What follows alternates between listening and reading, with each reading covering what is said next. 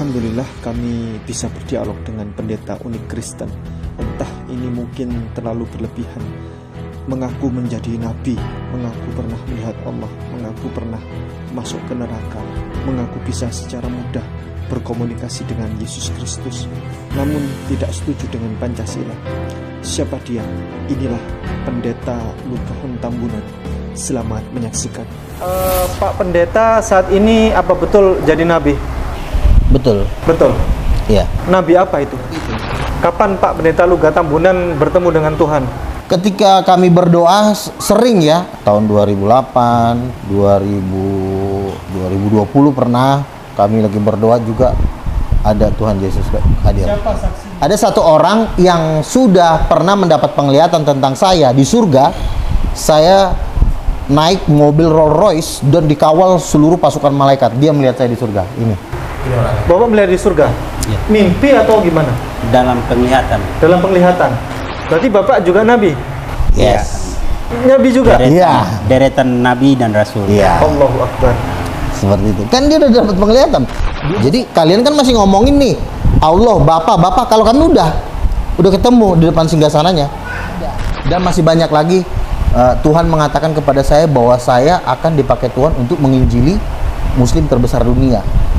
Dan terbukti saya debat kalau mau dibilang ya, sampai hari ini Zakir Naik, Juma, Donditan belum ada yang bisa menghadapi saya. Ya kan yang bikin Pancasila kan Soekarno kan agamanya Islam, dia nggak ngerti Tritunggal, dia nggak ngerti Tuhan, dia nggak kenal Tuhan. Kalau saya yang bikin Pancasila, saya bikin ketritunggalan yang maha kuasa, udah. Rencana dia mau bikin bendera gambarnya Yesus, bendera Indonesia diganti. Nanti setelah semua bertobat, ya kan? Kalau udah pernah sudah mati. Saya tanya, ibu udah pernah ke neraka belum? Semua orang yang hidup belum ke neraka. Saya udah pernah ke neraka. Alah, lu Sudah pernah ke neraka? Udah lah. Ada apa di Nggak neraka? ada bukti. Aduh, jutaan orang menjerit-jerit tuh itu bilang. kan omongan Tuhan Yesus bilang, doang, nggak ada sebentar, bukti. jangan dulu kita Mana salahkan, ada orang setidaknya pernah kita ke dengar. neraka. Tuhan Yesus bawa saya. Nonsen Saya hoax melihat itu jutaan namanya. orang. Itu menjerit ya, itu gila men. Gue sampai ketakutan nih apa nih Tuhan. Tuhan bilang begini, Tuhan Yesus bilang gini sama gue.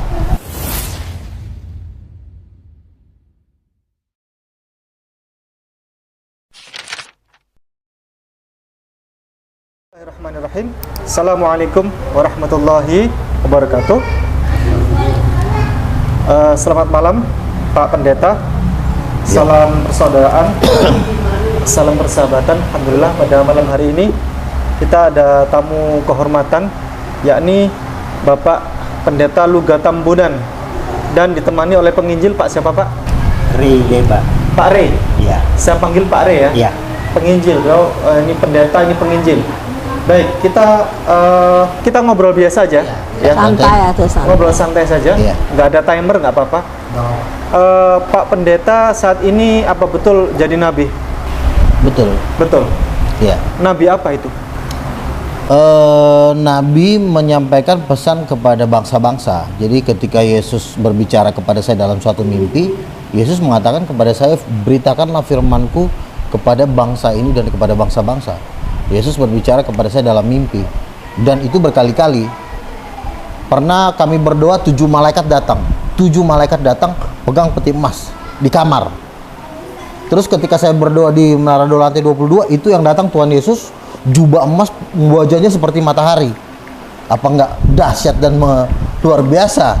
Nah, itu salah satu yang menunjukkan bahwa memang tadinya saya pikir ya udah Tuhan datang, tetapi ternyata itu nabi. Bapak nabinya orang Kristen. Betul. Kristen apa dulu? Jadi memang di dalam konteks Katolik Protestan itu menolak adanya nabi, kecuali karismatik.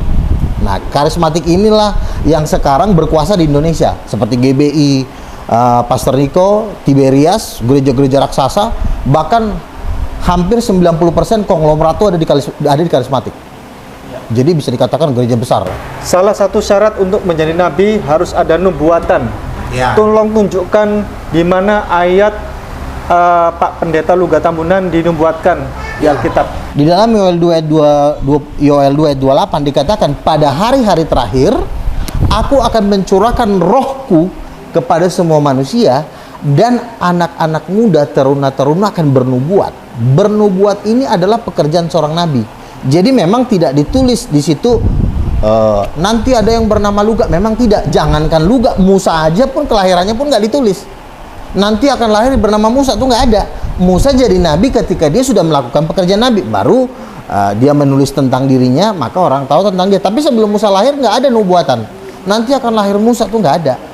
Gitu. Bahkan Yohanes Pembaptis pun tidak menyebut namanya, tetapi hanya dikatakan ada orang berseru-seru di padang gurun. Yohanes Pembaptis berkata, akulah dia. Jadi tidak menyebut nama di dalam Alkitab. Seperti itu. Kapan Pak Pendeta Luga Tambunan bertemu dengan Tuhan?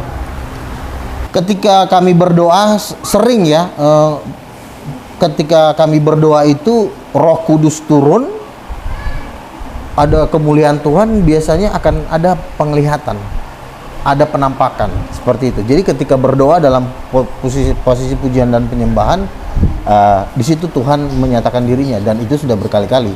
Tahun 2008, 2020 pernah kami lagi berdoa juga ada Tuhan Yesus. Siapa saksinya? Memang saya nanti akan menghadirkan mereka dalam podcast, cuma karena saya belum punya, karena mereka kadang-kadang udah terpencar kan. Jadi saya untuk meng-calling mereka pun harus butuh waktu, butuh timing, dan nanti saya akan tampilkan semua dalam podcast. Tetapi ada satu orang yang sudah pernah mendapat penglihatan tentang saya di surga. Saya naik mobil Rolls Royce dan dikawal seluruh pasukan malaikat. Dia melihat saya di surga. Ini. Bapak melihat di surga? Ya. Mimpi atau gimana?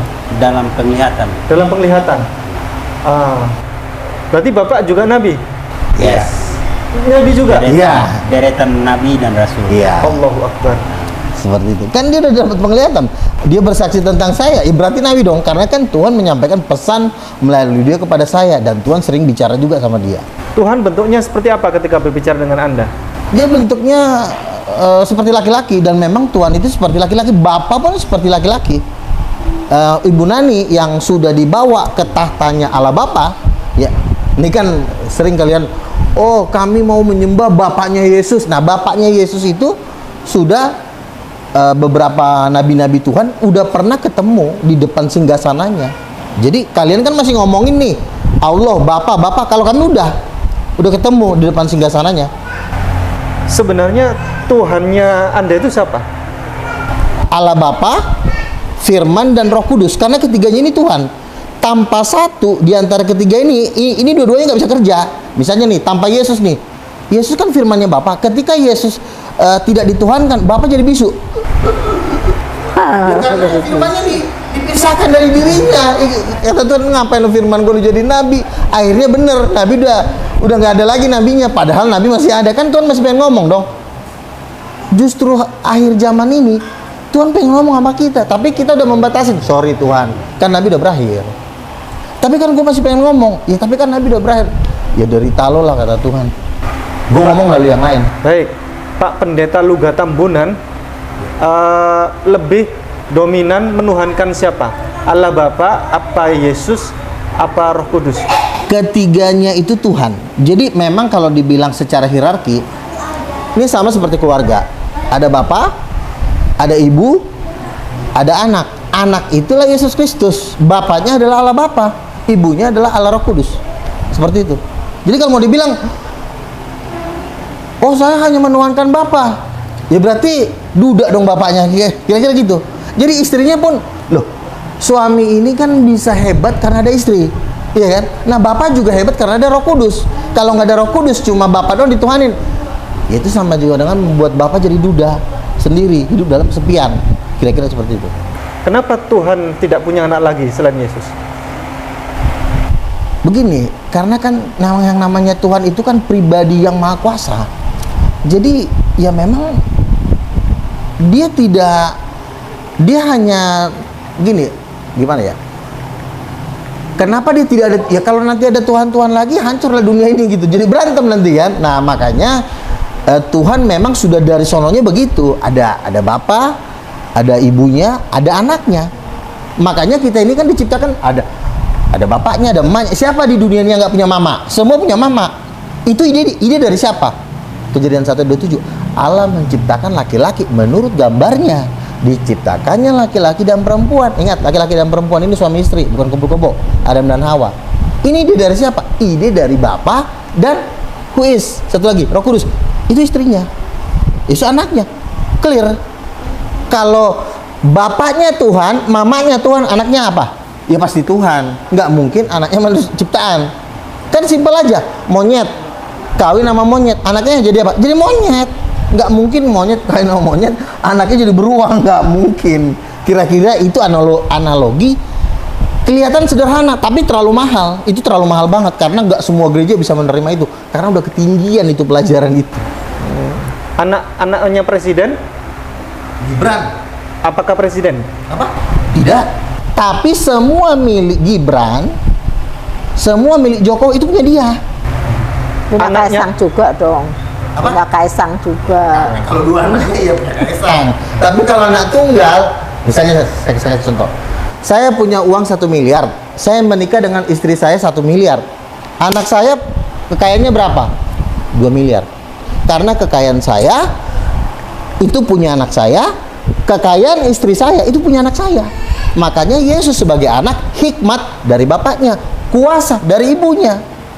Makanya Yesus berkata, aku dituntun oleh Bapa, tapi aku menerima kuasa dari Roh Kudus. Loh, kenapa bukan dari Bapa semuanya?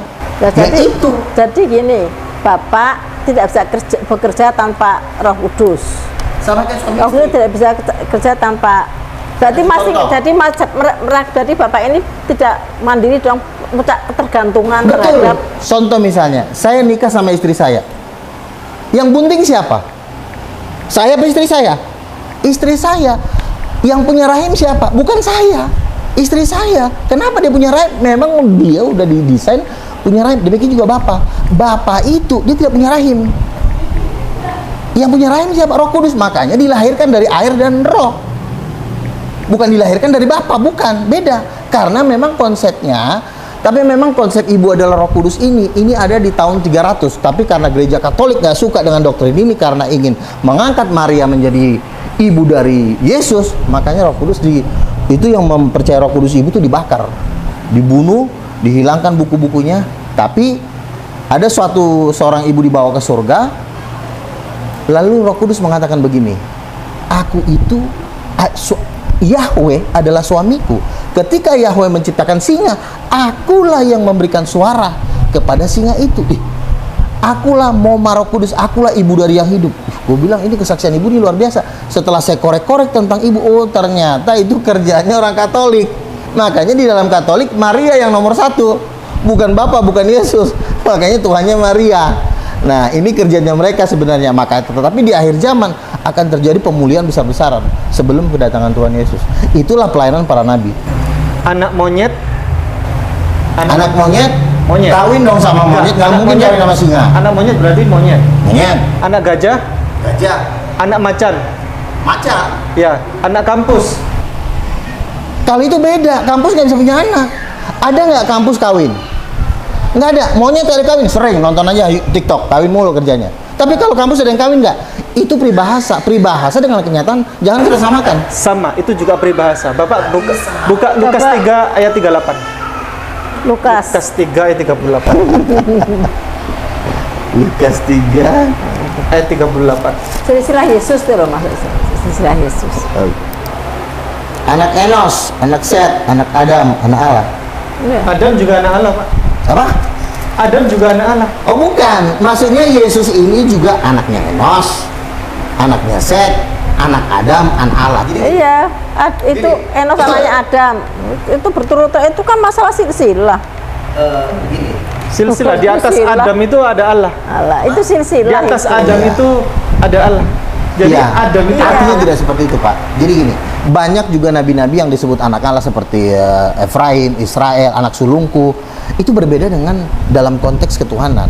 Setiap orang yang penuh Roh Kudus itu juga disebut anak Allah. Yohanes pasal 1 ayat 12. Barang siapa menerima kuasa percaya dalam namaku akan diangkat menjadi anak-anak Allah. Jadi anak-anak Allah ini berbeda artinya dengan anak tunggal. Anak tunggal itu owner. Makanya Yesus kalau ngusir setan dibilang begini, usirlah setan dalam namaku. Dia nggak bilang dalam nama Bapakku. Kenapa dia bilang dalam namaku? Ini kuasa yang punya gua. ini mobil atas nama gua, berarti mobil punya dia. Yesus berkata, segala kuasa di bumi dan di surga telah diberikan kepadaku, dan usirlah setan dalam nama. Berarti semua surga punya bumi atas nama Yesus, berarti milik Yesus. Katanya tadi miliknya Bapak. Tadi katanya miliknya Bapak. Kan saya Bapak yang bilang, punya. Jadi gini, kalau diibaratkan, misalnya ini kan misal, kopi 3 in 1 misalnya. Berarti ada gula, ada kopi, ada creamer, gitu kan? Masing-masing fungsinya beda gitu. kan saya bilang, saya nikah dengan istri saya, duitnya 1 triliun, duit saya 1 triliun, berarti kan 2 triliun. Yang 2 triliun ini udah pasti punya anak. Sekalipun Bapak bilang, Bapak itu kan, Yesus itu kan mengatakan doang, kepadaku telah diberikan kuasa. Sebenarnya nggak ngomong gitu pun dia otomatis punya dia, karena dia anak. Gimana sih? Anak itu. Yo tadi katanya Bapak yang punya kuasa itu Bapak, yang menciptakan punya kuasa, tapi dia diam saja nggak bisa apa-apa gitu. Kemudian Roh Kudus yang bergerak, nah Yesus yang menyampaikan firman. Jadi kan masing-masing punya peran. Ya, Ya, Bapak jadi konseptor, beda, Bapak yang mengkonsep. Jadi ini berbeda toh, beda pribadi kan? Berbeda pribadi, parts. tapi ketiganya Tuhan. Ya, jadi Kenapa ketiganya Tuhan? parts. Karena kalau tidak ada satu, hancur. Misalnya, kalau tidak ada Bapak, ya nggak ada rancangan di alam semesta ini. Walaupun ada Roh Kudus punya kuasa, kalau nggak ada Yesus, ada rancangan, ada power, tapi nggak ada terang. Yesus itu terang. Jadi yang membuat matahari bersinar, yang membuat bintang bersinar tuh bukan Bapa, bukan Roh Kudus, tapi Yesus. Tapi yang sering Anda sebut setiap hari itu Yesus daripada Bapa. Nah, pertanyaan saya, kalau ada Bapaknya, kenapa nyembah anaknya? Kan di dalam Alkitab, di Wahyu pasal 5 ayat pasal 5 semuanya kan dikatakan, bagi dia yang duduk di atas tahta dan bagi anak domba adalah kemuliaan sampai selama-lamanya, dan seluruh malaikat menyembah. Allah Bapa itu tempat berdoa, tapi Yesus itu tempat kita memperkenalkan, karena kita nggak bisa memperkenalkan Bapa tanpa melalui Yesus. Makanya saya bilang Yesus itu Tuhan, Yesus Tuhan. Tetapi ketika saya sudah stop menginjil, ketika saya masuk ke kamar, saya berdoa, itu yang saya panggil bukan Yesus. Bapa kami yang di sorga, berikanlah makanan ini. Jadi tempat kita berdoa itu bukan Yesus, tapi Bapa. Tapi harus di dalam nama Yesus. Karena kenapa? Karena Bapa inilah yang memberikan kita makanan, yang menentukan dikasih apa enggak tuh Yesus. Penyentuhnya bukan Yesus, tapi Bapa. Makanya Yesus ketika disuruh orang duduk di sebelah kanan Ibu Yakobus, Tuhan izinkanlah anakku duduk di sebelah kiri dan sebelah kanan. Aku tidak berhak menentukan, yang menentukan itu Bapakku. Nah, berarti masing-masing tidak bisa berdiri sendiri. Ya. Bapak tidak bisa bekerja tanpa ini. Jadi Ya. masing-masing bagian ini tergantung dengan yang lain Iya. gitu. Tapi kalau Bapak sudah menentukan, tanpa kuasa nama Yesus juga nggak bisa. Jadi makanya saling membutuhkan. Sama seperti rumah tangga. Bapak juga nggak bisa bilang sama anak, udah lo pergi aja lo dari rumah. Nggak bisa. Kalau nanti anaknya pergi, bapak digebukin, yang nolong pasti anaknya. Bapak nggak bisa ngomong ke istri, udah lo pergi dari rumah ini. Kalau lo pergi, nanti yang hamil siapa? Jadi nggak bisa. Jadi ketiga ini sama seperti rumah tangga. Jadi makanya istilah rumah tangga dalam kerajaan Allah ini dihapuskan oleh gereja Katolik supaya orang sulit mengenal Yesus. Tapi ketika tahu bahwa ada Bapak, ada Ibu, ada anak, itu nggak bisa dibantah. Berarti Katolik dalam hal ini salah menurut Bang Luga. Oh iya, sangat salah. Makanya saya nggak beragama Katolik. Oh begitu. Dalam arti kenapa dia salah? Katolik ini Dia kan masih menyembah Yesus. tidak. Dia tameng menyembah Yesus, tapi sebenarnya dia menyembah Maria. Karena gini, Roh Kudus kan ibu sebenarnya. Dalam di abad 1 sampai abad 3, Roh Kudus itu ibu. Ketika gereja Katolik berdiri, ini semua yang mempercayai Roh Kudus ibu ini dibakar. Ibu boleh nanti baca di Google tentang Roh Kudus adalah ibu. Itu sejarahnya saya baca tuh. Oh, ternyata ini biang keroknya. Jadi dihilangkan konsep keluarga ini supaya jadi ambigu. Roh Kudus itu apa ya? Roh ya. Kita sulit mengerti. Tapi ketika kita tahu Allah Bapa, ada ibunya Roh Kudus, ada anaknya. Oh, ternyata konsepnya sama dengan manusia dan gampang mengenal itu. Kalau memang Yesus anaknya Bapa, oh Tuhan banget dong, orang anaknya sendiri kok. Yang misalnya siapa yang punya rumah ini? Pasti anaknya kan pemilik rumah ini juga. Tapi kalau pembantu, itu kapan saja bisa dipecat. Tapi kalau anak nggak bisa. Dia selama-lamanya di situ. Makanya Yesus itu Tuhan. Di saat Yesus belum lahir, di saat zaman para nabi-nabi sebelumnya, berarti Tuhannya manusia itu cuman Tetap siapa saja? ketiganya. Kan Oh, Yesus berkata. Yesus tidak ada. Belum muncul. Belum muncul. Ya, Yesus kan bilang begini kan di Yohanes pasal 1 kan, dia bilang begini apa? Seorang pun tidak pernah melihat Allah. Ya, Yohanes 1 ayat 14 ya. Ya mana sih? Seorang pun tidak pernah melihat Allah.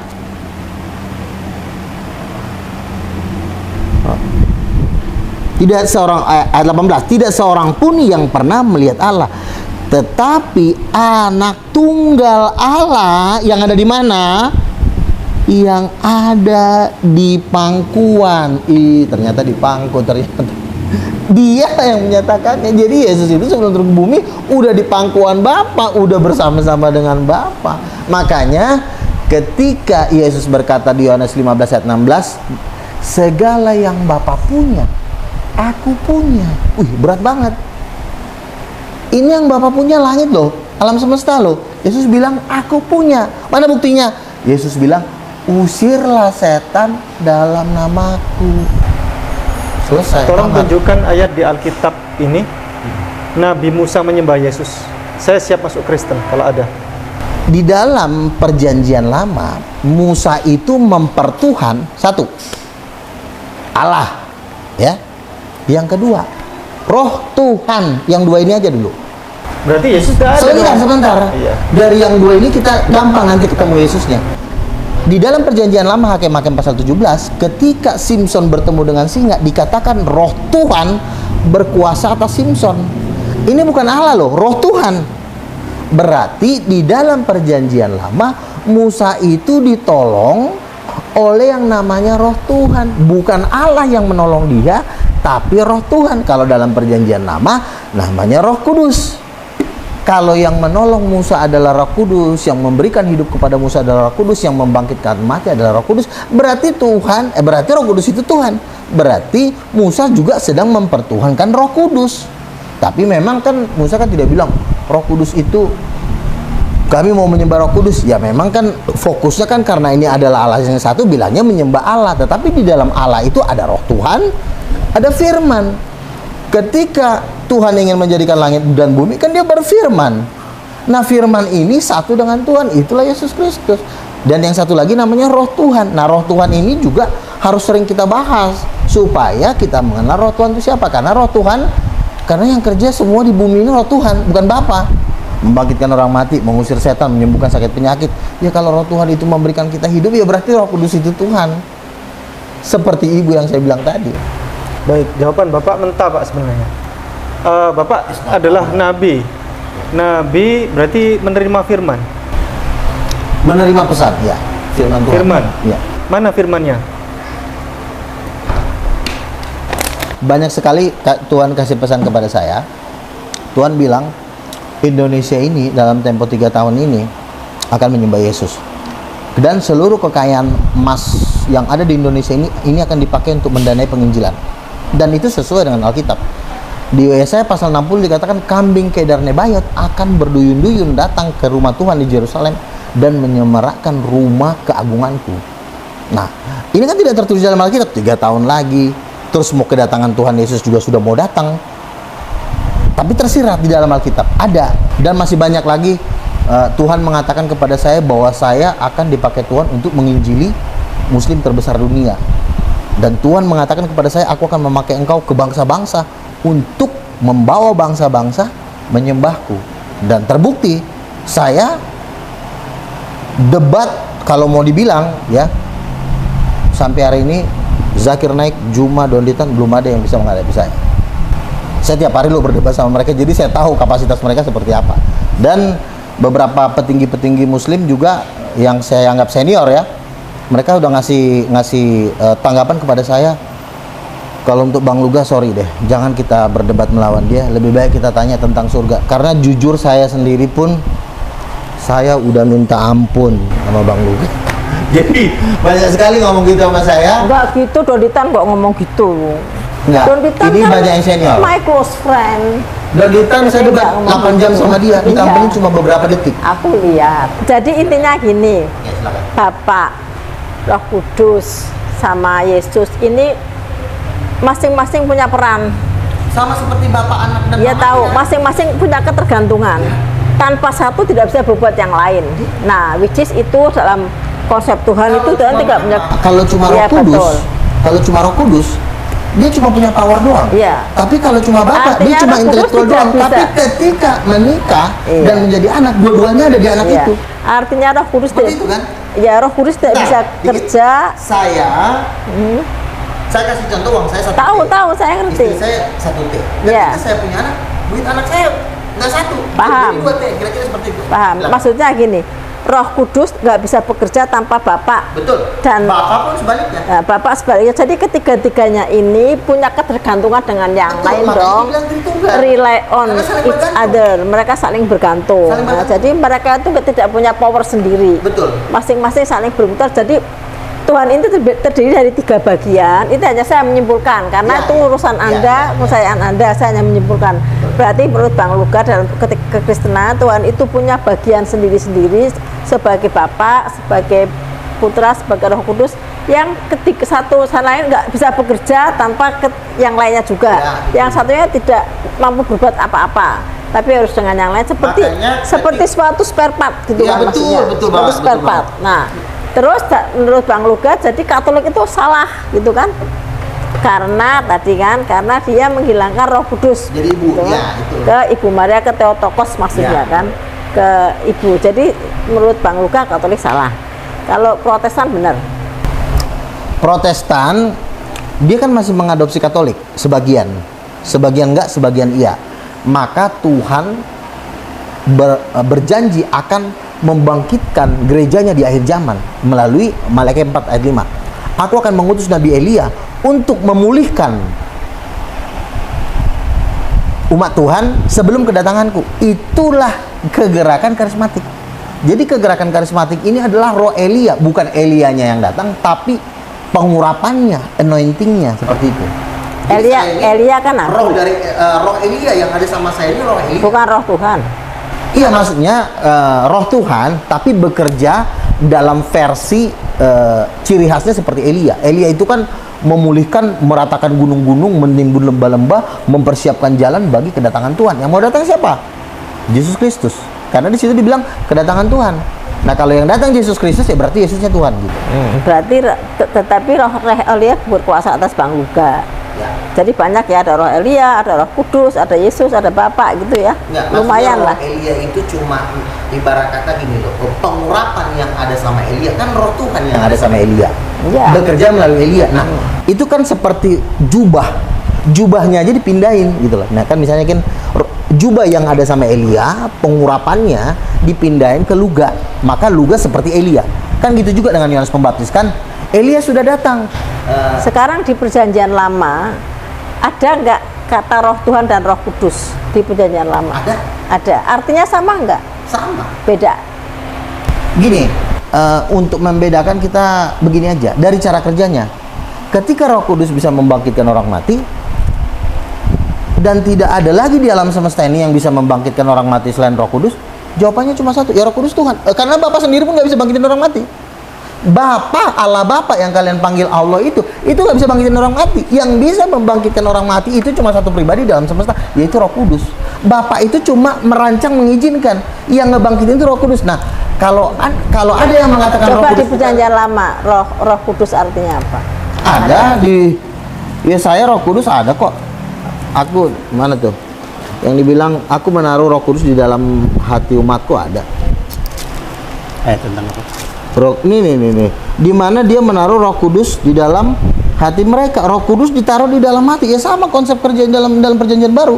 Aku akan mencurahkan Roh Kudus kepada umatku. Kan masuk Roh Kudus. Makanya ada bahasa Roh Kudus sama Roh Elohim itu tidak Apa? sama. Roh Kudus sama Roh Tuhan itu beda. sama.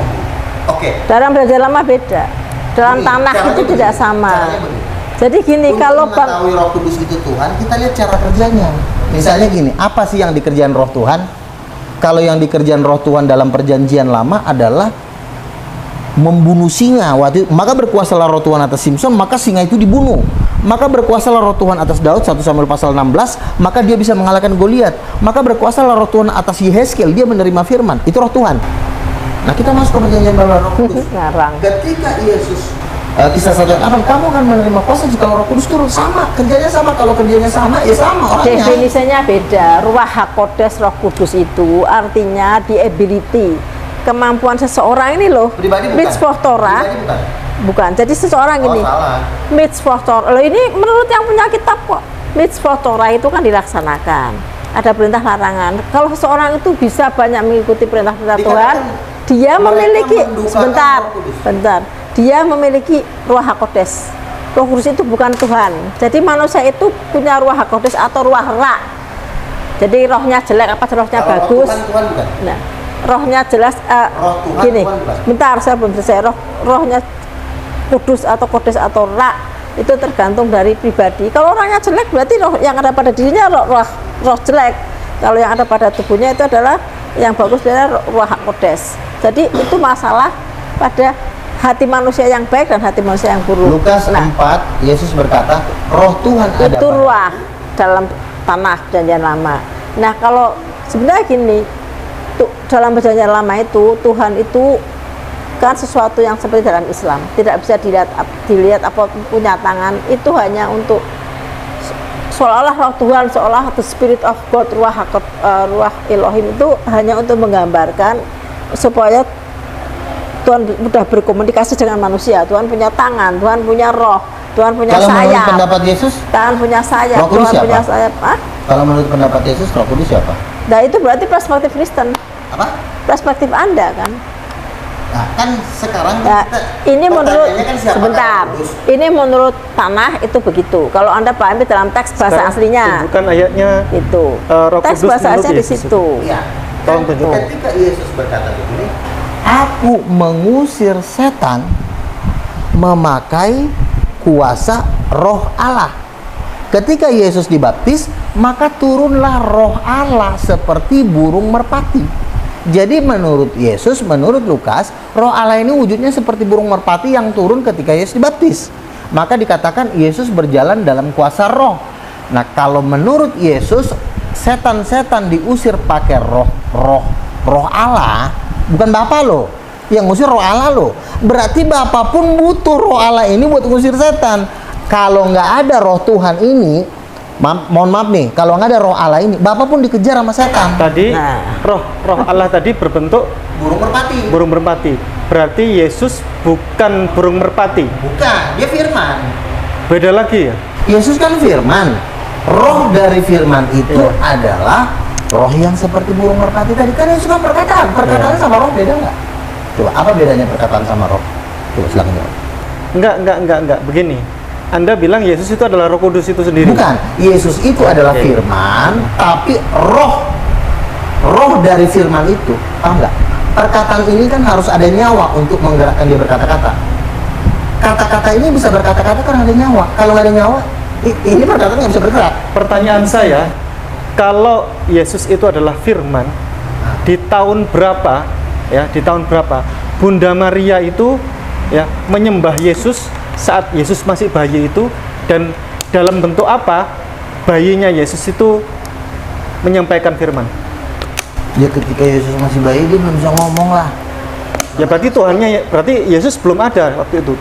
Yesus belum menjadi Tuhan waktu Yesus masih bayi. Dalam konteks dia menjadi bayi, dia tentu bisa ngomong. Tetapi di dalam roh, dia yang menjaga alam semesta ini. Karena Yesus pun lahir juga aneh. Dia bisa lahir ke bumi ini tanpa ada bapak, tanpa ada mamanya. Bahkan Herodes pun yang mau bunuh dia, itu di cancel semua oleh para malaikat. Ya berarti dia dalam kondisi bayi pun dia bisa mengatur seluruh alam semesta ini. Dari mana kita tahu ketika dia mati dia bangkit? Dibangkitkan oleh apa? Oleh Roh Kudus. Kalau Yesus dibangkitkan oleh Roh Kudus, satu-satunya jawaban cuma udah Yesus Tuhan, udah nggak ada lagi. Tapi kalau Yesus dibangkitkan oleh Bapa tanpa melibatkan Roh Kudus, Yesus nabi. Tapi kalau Yesus dibangkitkan oleh Roh Kudus atas izin Bapa, Roh Kudus Tuhan, cuma mau milih A atau B. Kalau saya B, Roh Kudus itu dengan Tuhan beda kan, dengan Bapak beda. Roh Kudus dengan Bapak beda. Beda. Roh Kudus itu istrinya Bapak. Istrinya Bapak. Kemudian Yesus itu anaknya. Ya. Jadi dalam konsep Kristen, Tuhan itu seperti layaknya suami, anak, istri gitu kan. Betul, makanya saya bilang kalau Bapak Tuhan, Roh Kudus wajib Tuhan karena itu bininya. That's why mereka Trinity, Trinitas, tiga yang tunggal. Jadi bukan maha tunggal, betul nggak? Tritunggal kan? Bapak, Ya. mamanya, Berarti anaknya. ya, Kan Tritunggal Tuhan, itu. berarti Tuhan tidak Satu maha keluarga tunggal. namanya. Ya, berarti Tuhan tidak maha tunggal. Tapi Tuhan adalah tiga yang tunggal. Ya nggak masalah. Nah, ya, that's why tidak maha Nggak esa. masalah. Tapi Intinya tiga yang bapaknya, esa gitu. Mamanya, anaknya. Itu dasarnya. Kalau orang boleh mengatakan atau Tritunggal atau Maha, tiga tunggal, terserah. Kan itu kan cuma rumusan Oh, Tertullianus, boleh-boleh saja. Kita pakai istilah lainnya itu bisa. Maha Tritunggal, Maha Tritunggal, intinya cuma satu. Ada bapaknya, ada mamanya, ada anaknya. Itu dasarnya Yang jelas itu. kan Terserah kita mau ngartikan Ya. Tritunggal, Maha Tunggal, Tertunggalan, terserah. Bebas. Tiga yang esa. Ya. Kalau Pancasila bunyinya apa? Apa? Pancasila. Ketuhanan yang Maha Esa. Tiga yang esa bukan? Tiga yang Esa. Ketuhanan tiga yang esa bukan gitu? Ya kan yang bikin Pancasila kan Soekarno kan agamanya Islam, Oh, dia iya, nggak ngerti Tritunggal, dia nggak ngerti itu, dia nggak kenal Tuhan. Kalau saya yang bikin Pancasila, saya bikin Tritunggalan yang Maha Kuasa, Oh, udah, gitu, ya. saya ganti itu Pancasila, nanti saya ganti kalau udah Kristen ya. Berarti Kristen nggak mengikuti ayat Pancasila satu dong kalau gitu. Kita tidak mengikuti Pancasila. Yang sila satu, Ketuhanan yang Maha Esa. Tapi Pancasila yang harus ketuhanan- mengikuti Nabi. Pancasila betul. itu kan buatan rakyat Indonesia. Oh, iya, Nabi iya. itu udah di atasnya rakyat yang Berarti bawa harus Indonesia mengikuti ini ke Bang surga. Luga. Berarti Pancasilanya harus mengikuti Bang Luga. Ubah nanti Ah. kalau nanti presidennya udah bertobat, udah Pak Prabowo, mau nggak bangsa ini tiba-tiba ketiban ribuan triliun, mau udah ganti, diganti jadi ketiban semua. Jadi gimana bunyinya? Pancasila satu ketuhanan, Ketritunggalan yang Maha Yesus sudah bisa. tiga yang Maha Esa. Rencana dia Gitu. mau bikin bendera gambarnya Yesus, gambar bendera Indonesia iya. diganti. Nanti setelah semua bertobat, ya kan? Pancasila satu ketuhanan yang tiga yang esa gitu berarti. Yang benar seperti itu menurut Bang Luga. Bang Luga yang Makanya saya sekarang kan Nabi, berarti Bu. Nabi itu nggak bisa diatur sama Oh, jemaat. gitu. Nabi yang harus ngatur jemaat. Kalau jemaat ngatur Nabi, ya saya copot kenabian saya kembali lagi jadi jemaat. Oh, kalau saya kan- udah Nabi itu udah bisa dilawan. Nah, kalau saya kan percaya ketuhanan yang Maha Esa gitu ya. Terus mau buat gambar Yesus yang versi apa? Kan ada puluhan versi gambar Yesus nih. Yang ini aja nanti. Ada versi Matanya yang mana bagaikan gitu? nyala api. Kan ada beberapa versi ini yang digambarnya berbeda-beda. Jadi kayak versi imajinasi, Kira-kira lebih senang. imajinasinya Bang Lukas sendiri. Tapi begini, gambarnya Tuhan Yesus itu jauh lebih ganteng daripada ada yang di situ. Karena, karena ketika dia menampakkan diri, itu matanya seperti api, itu wajahnya seperti sinar, itu udah kakinya dari tembaga. Jadi menggambarkan itu gimana lagi? Udah terlalu sangat dahsyat. Makanya, kenapa Yesus matanya bagaikan wajahnya seperti matahari? Ya karena Tuhan. Masa Nabi ada nggak Nabi mukanya? Saya aja Nabi bisa nggak? Coba matiin lampu, bisa nggak? Tempat gelap nggak bisa. Nabi tetap kalau mati lampu ya gelap-gelapan. Cuma Yesus ketika mati lampu itu terang semua alam semesta. Menurut Bapak, Yesus itu adalah firman, betul? Ya. Minta tolong buka di Yohanes pasal 17 ayat 8. Yohanes Pasal 17 ayat 8. 17 ayat 8. Maka Yesus yang tahu semua akan menimpa dirinya maju ke depan dan berkata kepadanya, siapakah yang kamu cari? Itu bukan? Yohanes pasal 17 ayat 8. Iya. Sebab segala firman yang kau sampaikan kepadaku telah kusampaikan kepada mereka dan telah menerimanya. Mereka tahu benar-benar bahwa aku datang daripadamu. Mereka percaya bahwa kau yang mengutus aku. Kalau Masalahnya mana? Yesus adalah firman, mengapa Yesus masih menerima firman? Gini, Yesus dan Bapa kan tidak bisa terpisah. Ketika Bapa menyampaikan idenya kepada Yesus, misalnya kau harus pergi di kayu salib. Ini kan baru berbentuk ide, Pak. Ide ini ibarat kata ini belum matang.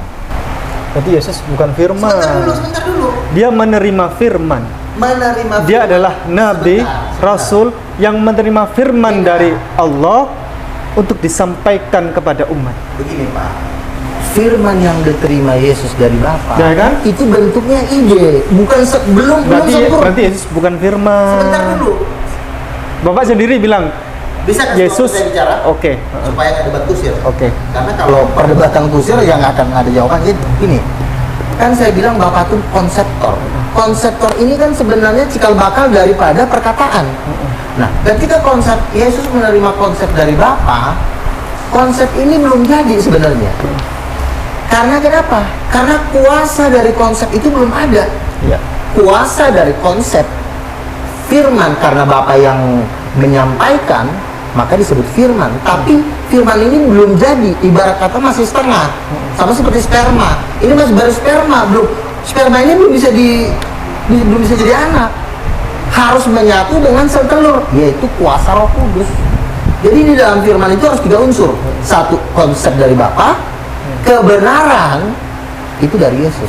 Jadi kalau perkataan itu juga tidak ada unsur kebenarannya, sekalipun Bapa berfirman, karena yang namanya kebenaran di dalam ketuhanan itu bukan Bapa. Yesus berkata dalam Yohanes 14 ayat 6, akulah kebenaran dan hidup, bukan Bapa.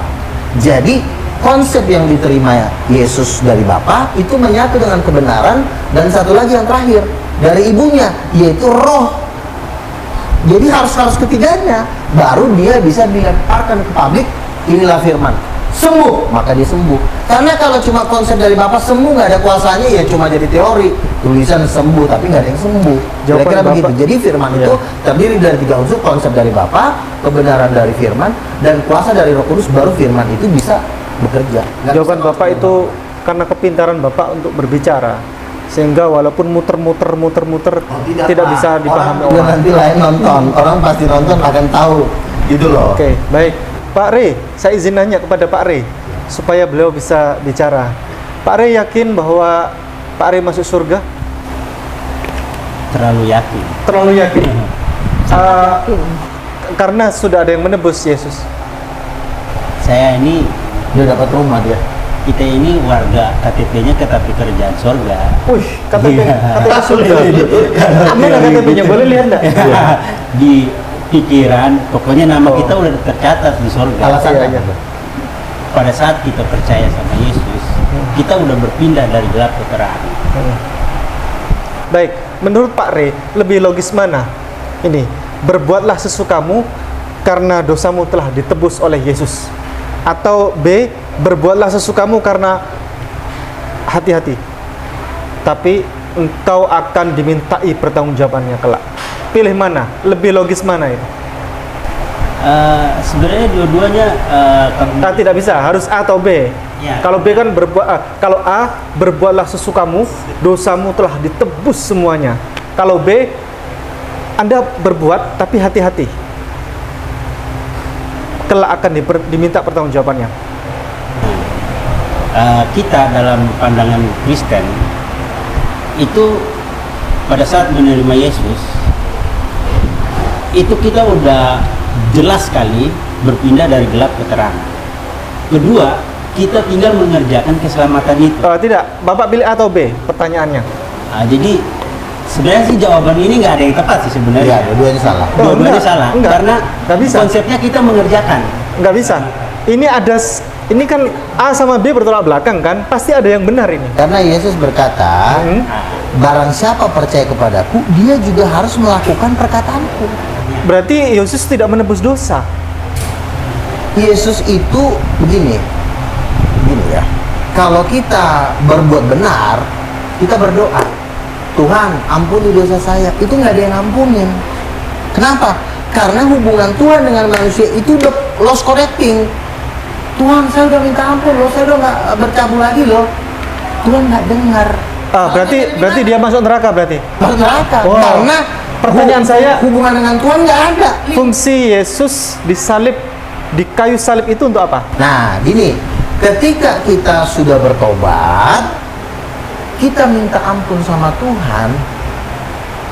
Tuhan itu cuma bisa ngampunin kalau ada yang namanya korban. No korban, no forgiven. Artinya Apa kalau tidak ada korbannya? Korbannya apa? Korban penebusan, Apa korban penebusan? yaitu darah menggantikan nyawa. Itu korban. Siapa yang dikorbankan?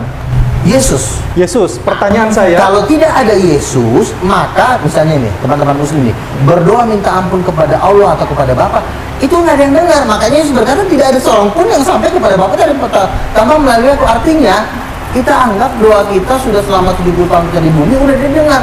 Pas ditanya sama Tuhan, pernah nggak dengerin doa ibu ini? Kayaknya gue nggak pernah dengar deh, nggak pernah gitu. Loh, tiap hari loh Tuhan, nggak pernah. Kenapa? Oh, dicek nggak ada kabelnya udah putus. Kenapa nggak dibetulin dulu kabelnya? Pembetulan kabel itu namanya penebusan. Makanya ketika Yesus di kayu salib, tirai dan suci terbelah, kita doa, kita minta ampun, ada pengampunan.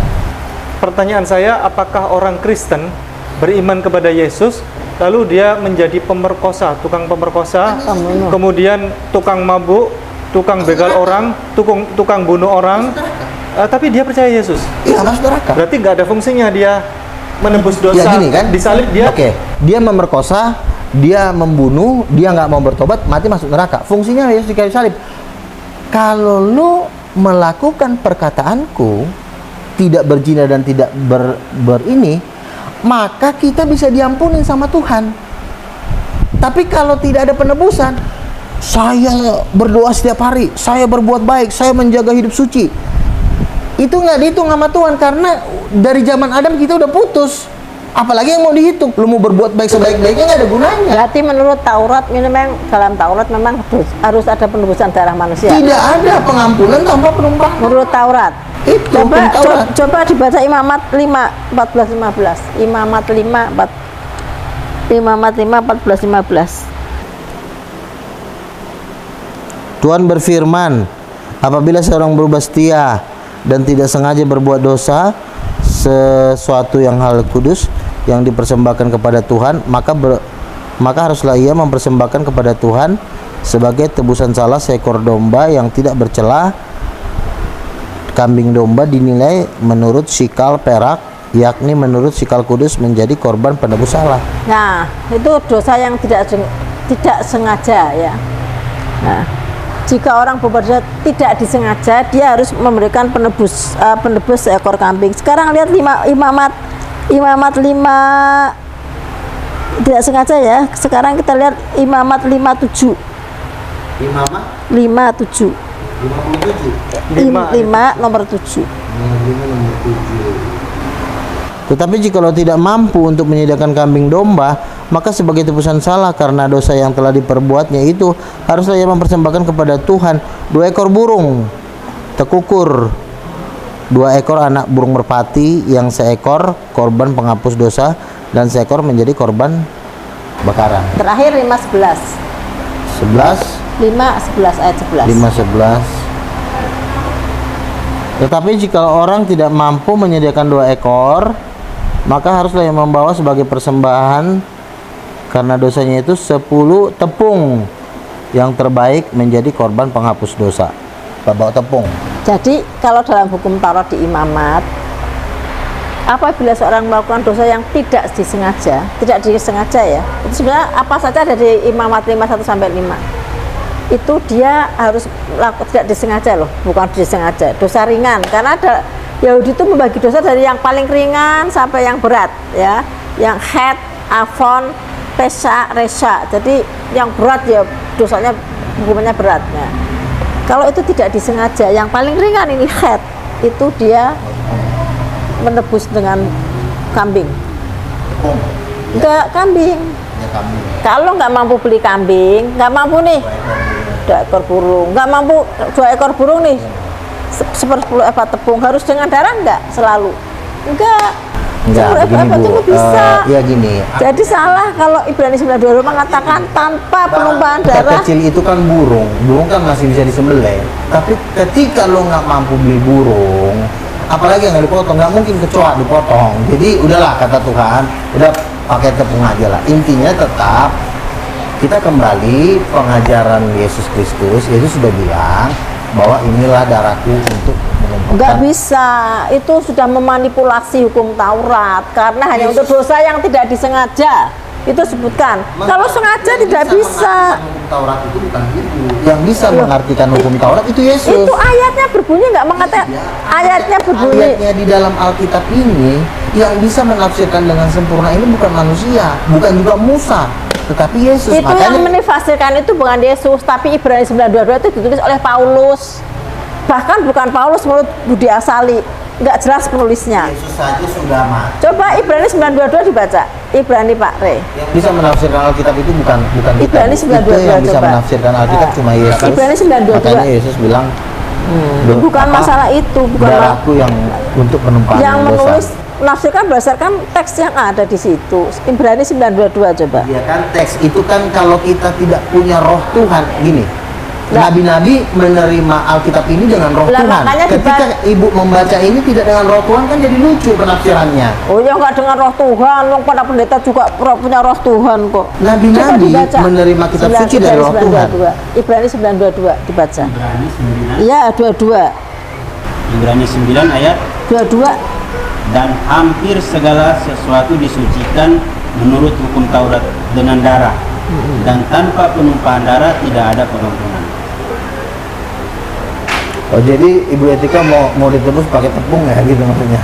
Loh, orang Yahudi boleh tertulis kok. Bukan pakai tepung kalau dosa itu tidak disengaja loh. Kalau sengaja nggak boleh, harus minta maaf seperti Daud.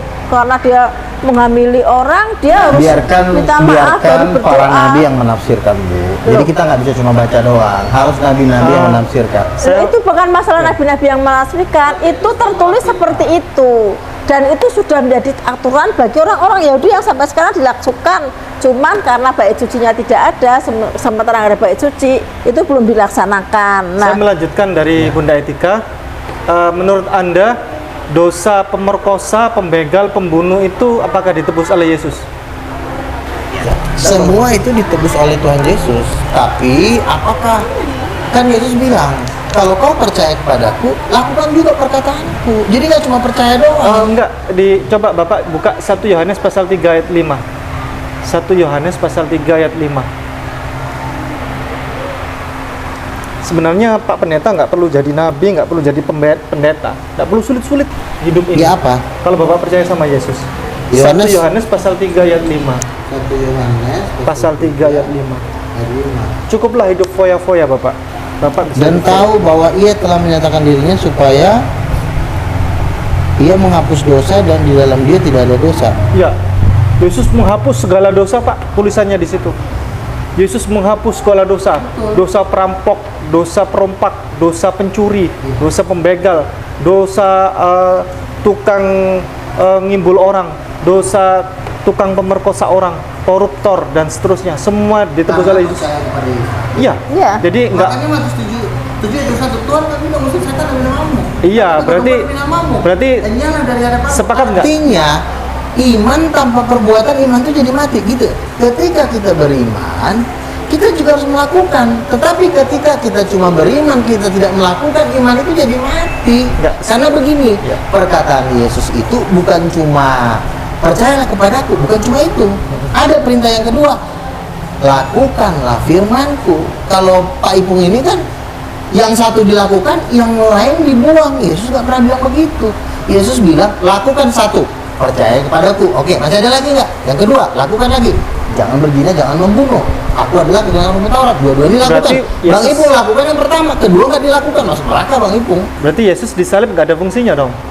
Kan saya bilang, kita Iya, maksudnya ada nggak bisa menebus dosa juga Iya, pada nggak bisa akhirnya menebus dosa juga. gitu maksudnya. Makanya kan gini, kita ini sudah bertobat nih, sudah bertobat. Ketika kita percaya kepada Yesus, dosa kita diampunin. Nah, ada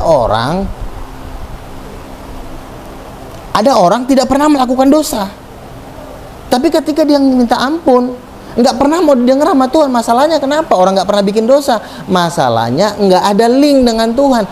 Memulihkan link ini kan ketika Adam jatuh dalam dosa, dia melakukan sesuatu kerusakan terdasar di alam semesta, yaitu dosa masuk ke dalam dirinya. Makanya untuk menyembuhkan dosa ini nggak bisa pakai 2 triliun, nggak bisa pakai ratusan miliar triliun, nggak bisa.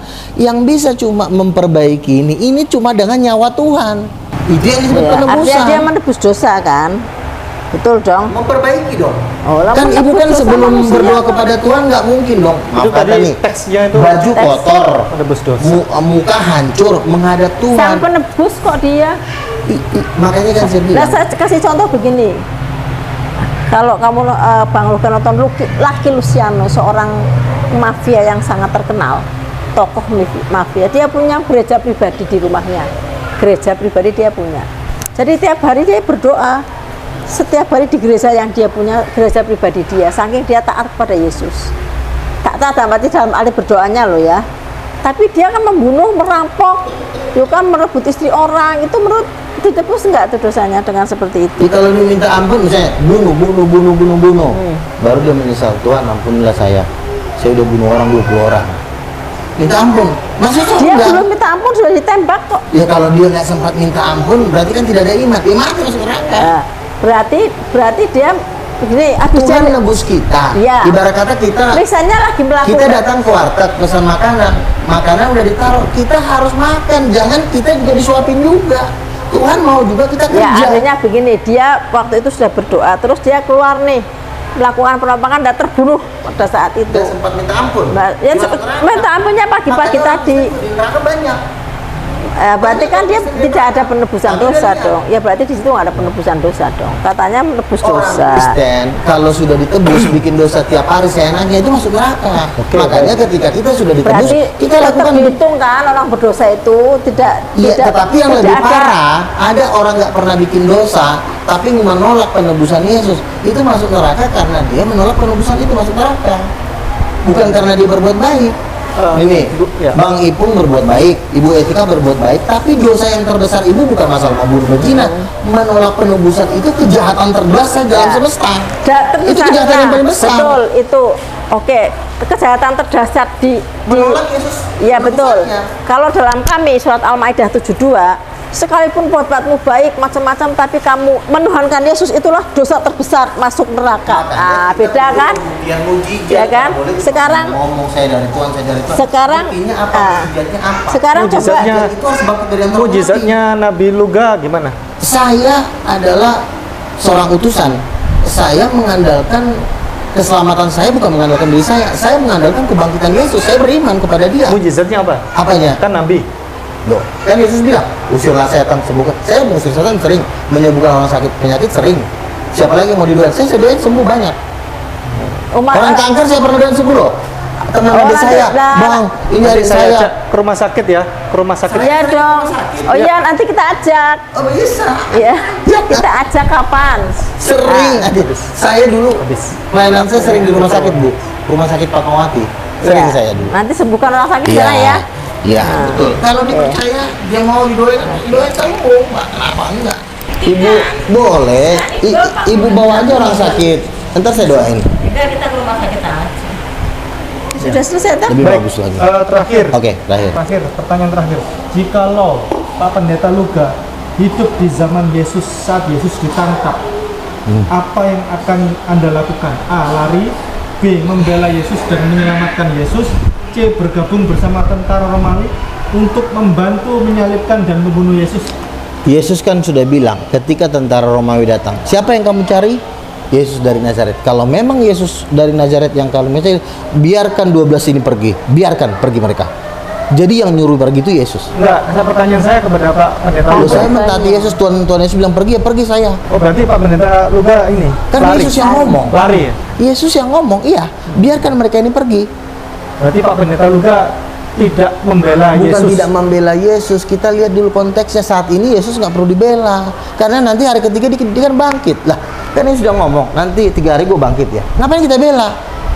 Tetapi bukan berarti kita senang dia disalib, karena kan menderita dia. Tapi Gak Yesus seneng bilang tunggu gimana? hari yang ketiga. Dosanya kok gak seneng? Ya seneng dong.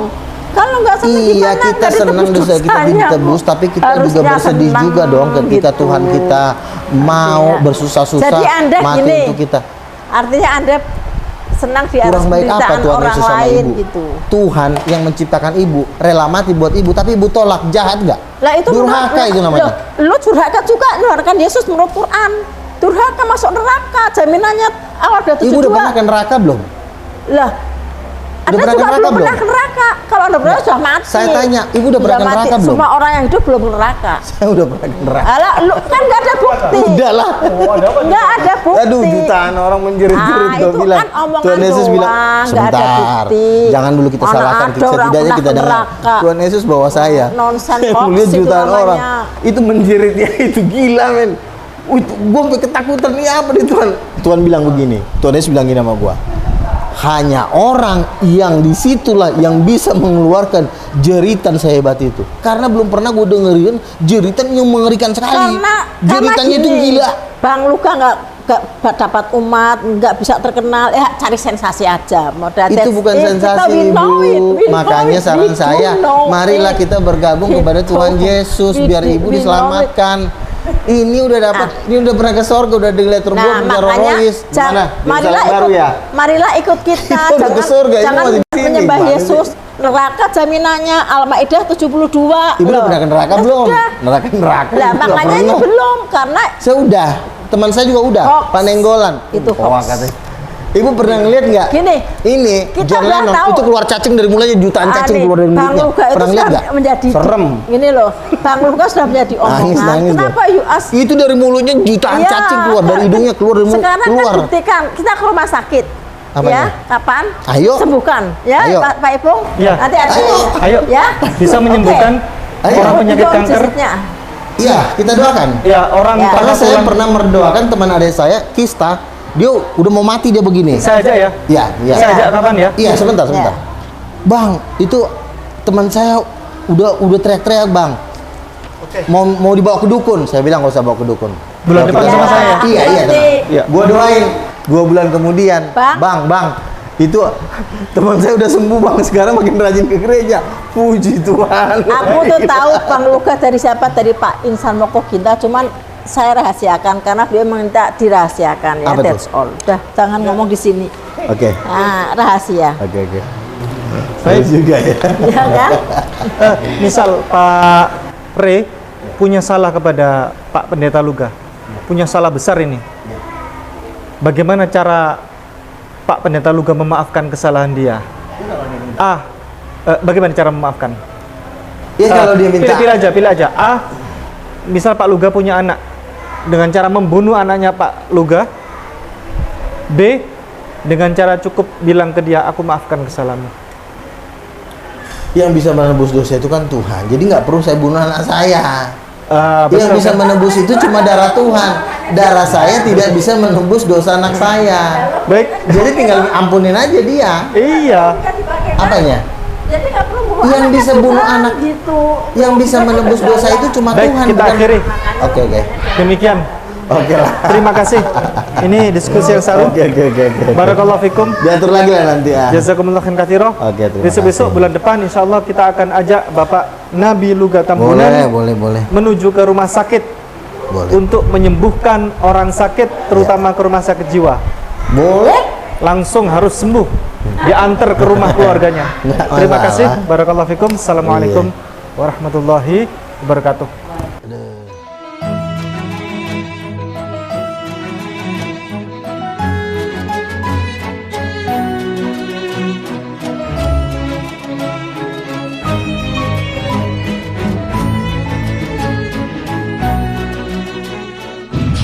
Setiap muslim harus memiliki bekal ilmu kristologi untuk membentengi diri dan keluarga serta untuk berdakwah. Anda ingin jadi kristolog handal atau Anda ingin memiliki ilmu kristologi? Kunjungi kristologinews.com, pusat karya monumental Ustadz Insan LS Moko Ginta.